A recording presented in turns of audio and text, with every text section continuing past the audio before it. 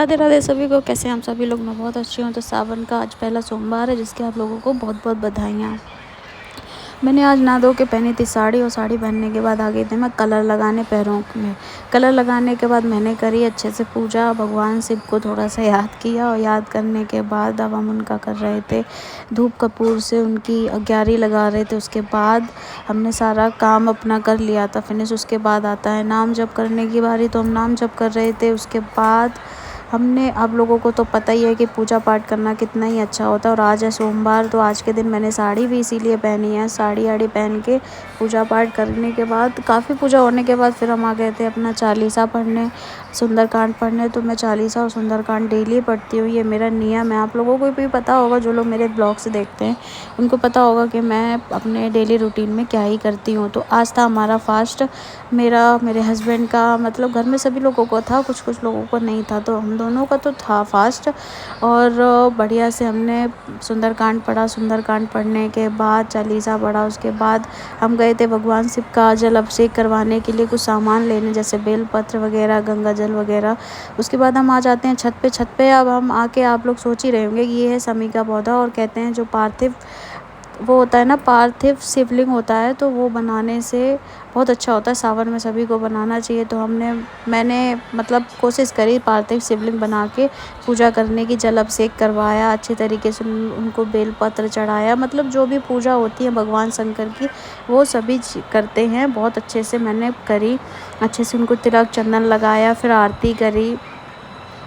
तो ये है मेरा पार्थिव शिवलिंग की पूजा। आप लोग मुझे ये ज़रूर बताइएगा कि कौन कौन अपने यहाँ पे पार्थिव शिवलिंग बना के ऐसे पूजा करते हैं। और फिर उसके बाद मैंने सिंदूर लगाया, तिलक लगाया, और उसके बाद मैंने दिया जलाया। दिया जलाने के बाद मैंने आरती करी भगवान जी शंकर की। तो भोले बाबा, समी का पौधा की भी पूजा की जाती है। एक तरफ से मेरे समी के पौधे की भी पूजा ही हो रही थी। तो आप लोग देख ही सकते हैं किसके किसके यहाँ पे समी का पौधा है, और कौन कौन पूजा करता है, ये भी आप लोग मुझे कमेंट में बताइएगा। ओके, उसके बाद मैं भगवान जी को प्रणाम करती हूँ। और अब आती है मेरी बारी। मैंने सारा काम ऑलमोस्ट कर लिया था, आरती रह गई थी, तो आरती भी मैं कर ही रही हूँ, आप लोग देख ही रहे हैं। आरती करने के बाद फिर मैं खड़ी होके भोले बाबा के चक्कर लगाती हूँ 7, मतलब जो फेरे बोलते हैं ना, परिक्रमा, सॉरी माय मिस्टेक, परिक्रमा लगाती हूँ। तो परिक्रमा ज़रूर लगानी चाहिए, क्योंकि आपने, पता नहीं कौन से भगवान ने आपको जीवन दिया है, उसमें से आपने अच्छे ही काम किए होंगे, कुछ ना कुछ अच्छे ही पुण्य किए होंगे, जिससे आपको ये सौभाग्य मिला कि आप भगवान शिव के अपने हाथों से मूर्ति बनाएं और उसमें पूजा करें। ठीक है, तो मैंने यहाँ पे पूजा करने के बाद अब शुरू हो जाता है मेरा परिक्रमा लगाना। थोड़ी सी आरती करने के बाद मैंने अपने भोले बाबा को थोड़ा सा प्रसन्न किया और कहा उनसे, बाबा गलती हो तो क्षमा करना। ओके, और अगर कोई भी मेरे बारे में जो कुछ भी सोचता है, सोचने तो क्या ही जाता है हमारा।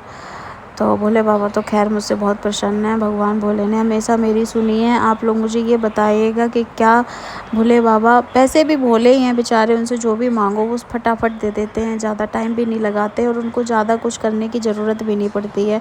मैं उठ जाती हूँ परिक्रमा लगाने के लिए, तो 7 परिक्रमा लगाना अनिवार्य होता है। आप अपने अकॉर्डिंग लगा सकते हैं, 5 लगा सकते हैं, 4 लगा सकते हैं, 3 लगा सकते हैं, जो भी आपको सूटेबल लगे आपके अपने शरीर के हिसाब से। मतलब कुछ लोग बुज़ुर्ग होते हैं तो वो लोग नहीं लगा पाते हैं। उसके बाद हमने लगा के, परिक्रमा लगा के सूर्य भगवान को जल चढ़ाया। उसके बाद आ जाती है शाम को हमने वही डेली का रूटीन, आरती की, आरती करके भगवान भोले बाबा को प्रसन्न किया। तो आज के लिए इतना ही।